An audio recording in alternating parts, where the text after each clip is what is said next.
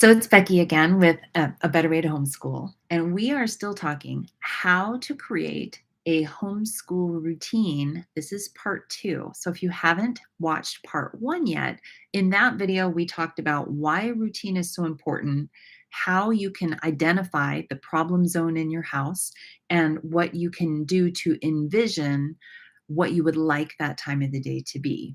In this video, we're going to talk about how you design your routine and what that's going to look like. So, say, and it's going to be different for everybody. Say I've identified that the problem spot in my day is that everybody's tired. It's about 1 o'clock in the afternoon. Everybody's tired. We've gone through our routine, and I can see that everybody needs to do a quiet space in the day. We always had reading time in our day. So that could be a potential thing that I've envisioned that I want my kids to do for an hour every day of the week. Another option would be that they do something that I put together an activity that I want them to do for a period of time in the afternoon. And so I've decided that they're going to complete this craft during this time or this set of Legos or something. So I've taken the time to pre-think this. What you're going to get from this video is that every single one of our kids and every single one of our families are unique. It's amazing. What worked for my oldest son did not work for my youngest son. So when I think through that time period at 1 o'clock in the afternoon, in my house, that would have looked like, okay, I want to be working on one of the chunkier, quiet things with my older son. So maybe that was a good time to pursue his writing together, where we would do some kind of writing activity or math if we were looking for a quiet time to do math. So I know I'm going to be teaching my older son math during that time. So what am I going to do with the other four? Because that could be a challenge. Okay, so what I did was I decided that I'm going to do stations in my house. So this video is all about you're designing what you want this period of time to be. You're not doing it, you're just designing it. So I can imagine sitting at my kitchen table or counter with my oldest son doing either math or English for the day, where that part of the assignment that they need help. They need instruction, they need tutoring, they need editing, whatever that is. So there he is. I can envision him at the table or I can envision him at the table or at the kitchen counter.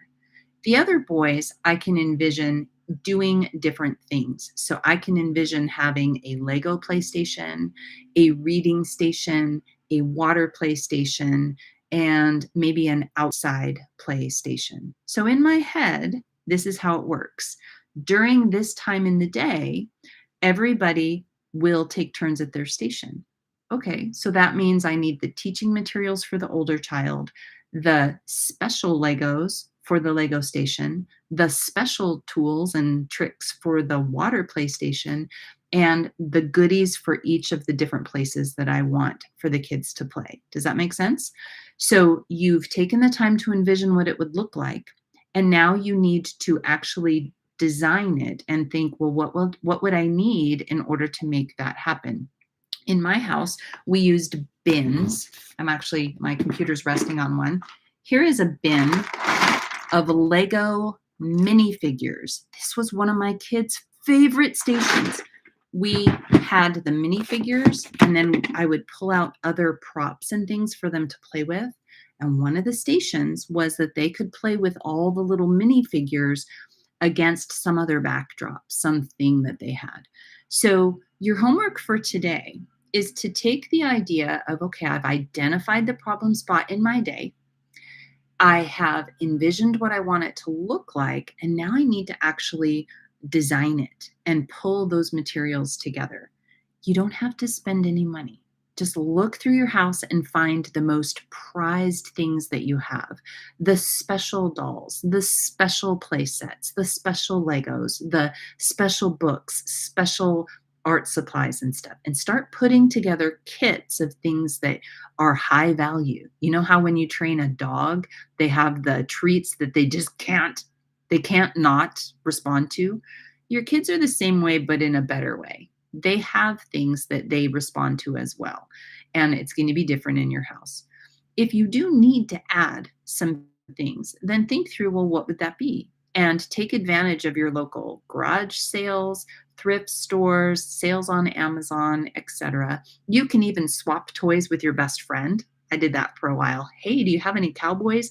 Hey, do you have any? And we would swap, because you want these things for this part of the routine to be out of reach during the normal part of the day, right? These need to be special things. These need to be high value. You want the kids to salivate that they're finally going to get to touch them. Does that make sense? So that's your homework assignment for this part of the how to create a homeschool routine. You've identified the problem spot, you have imagined what it would look like, and now you're going to take the time to design what you want the kids to be doing and creating a materials list or starting to pull them together. In the next video, I'm going to talk to you about how you actually get the routine rolling in a way that will be successful, right? Because you don't want the kids to just be whining and crying through the whole thing. You want them to own their time with the routine. So, ready? I will see you in the next video.